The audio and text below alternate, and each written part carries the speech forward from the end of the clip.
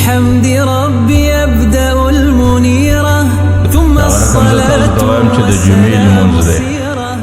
د جمعې د لمانځه دپاره چې کوم خلک راځي د پیغمبر علیه الصلاة والسلام حدیث دی په دې دروازه کې دوی ملایکې ولاړې دي د هغې سره داسې رجسټران ورسره دي کافیانې ورسره دي کتابچې ورسره دي چې کوم څوک د جمعې لمانځه ته اول راځي نو هغې اوله درجه کې لیکي چې کوم څوک د جمعې لمانځه له دویم راځي هغې په دویمه درجه کې لیکي چې کوم څوک د جمعې لمانځه ته آخر راځي هغې په آخره درجه کې لیکي لیکن چې کله د جمعې خطبه شروع سوله نو هغه ملایکې خپل رجسټرونه سره کت کړي هغې د دې خطبې د اورېدلو د سما دپاره بیا کښېني د خطبې د شروع څخه وروسته چې کوم سړی د جمعې لمانځه له راځي هغې د جمعې په شراکت د جمعې په ثواب کې شریک نه بشمارل کېږي هغې نه د جمعې د برکاتو نیولو هغې نه د جمعې د ثواب پیدا کوونکی دی او هغې نه د جمعې شریک انسان بلل کېږي زه منم د لمانځه څخه غاړې خلاصې دي لیکن جمعه کې چې کوم ثواب الله تعالی ایښی دی په جمعه کې چې کوم انوارات او برکات الله تعالی ایښی دي هغه ثواب هغه انوارات هغه برکات د هغه سړي نه په نصیب کېږي لیکن بل طرف ته پیغمبر علیه الصلاة والسلام څه وایي تاسو چې کله د جمعې لمانځه له رالاست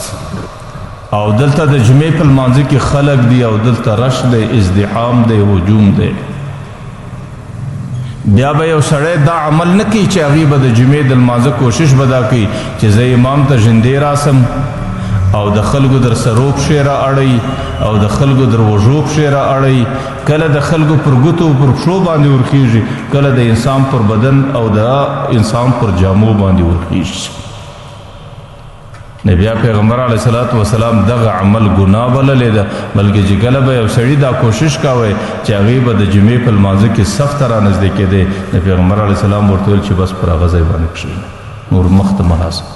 ولې ځکه دا د معاشرت مخالفت ځکه په دې سره مسلمان ته تکلیف رسېدل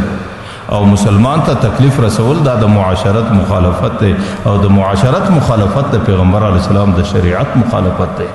او د پیغمبر د شریعت مخالفت کول دا ګناه ده نو ځکه بیا پر دې پژو باندې پښې را اړول د خلکو پر سرو باندې پښې را اړول دا د ثواب کار نه دی چې د امام له نږدې راځي بلکې دا د ګناه کار دی چې د غریب په اخته دی حضرت عبدالله بن مسعود رضی الله عنه د پیغمبر علیه الصلاة والسلام ملګری دی حضرت عبدالله بن مسعود رضی الله عنه وایي د پیغمبر علیه الصلاة والسلام سره د بیت الله په طواف کې روان وم چې کله د بیت الله د رکن یماني طرف ته راورسېدو د پیغمبر علیه الصلاة والسلام په طواف کې ودرېدی د هغې څه وروسته د بیت الله ته داسې ګوري داسې ډېر په حیرت او په ډېر تعجب کې ورته ګوري څه ورته وایي ورته ما اعظمک و اعظم حرمتک ای بیت الله الله تعالی څومره د عظمت او د تعظیم مکان پیدا کړی او الله تعالی تا ته څومره عظیم عزت او احترام درکړی ورته وما اطیبک و اطیب ریحک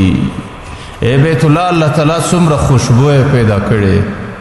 او الله تعالی څومره خوشبویه بوی در باندې ایښی دی چې ستا په خوشبویي باندې ټوله فضا معطره ده الله څومره عزت درکړی دی الله څومره احترام او حرمت درکړی دی الله څومره خوشبویي او قدر درکړی دی چې ستا په خوشبویي باندې ټوله فضا سره خوشبویه ده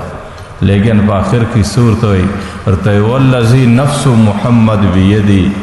زما د هغه ذات په ذات باندې قسم چې زما ساده چا په قدرت کې ده لحرمت المؤمن اعظم منك چې د مؤمن احترام د مؤمن قدر د مؤمن عزت ای بیت الله ستاسو ډېر زیات دی نو بیت الله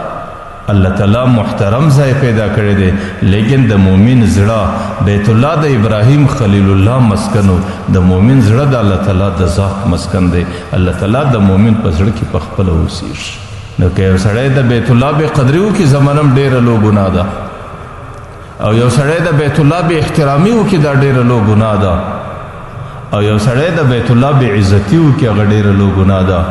لیکن زما په الله قسم د ټولو څه لوی مجرم هغه دی چې هغې د مسلمان بې احترامي وکړي چې هغې د مسلمان بې قدري وکړي چې هغې د مسلمان بې عزتي وکړي زه د پیغمبر پر محراب ناست یم دا مې عقیده ده د الله په ذات مې قسم چې در هغه سړی ډېر مجرم دی چې کوم سړی د بیت الله بې احترامي وکړي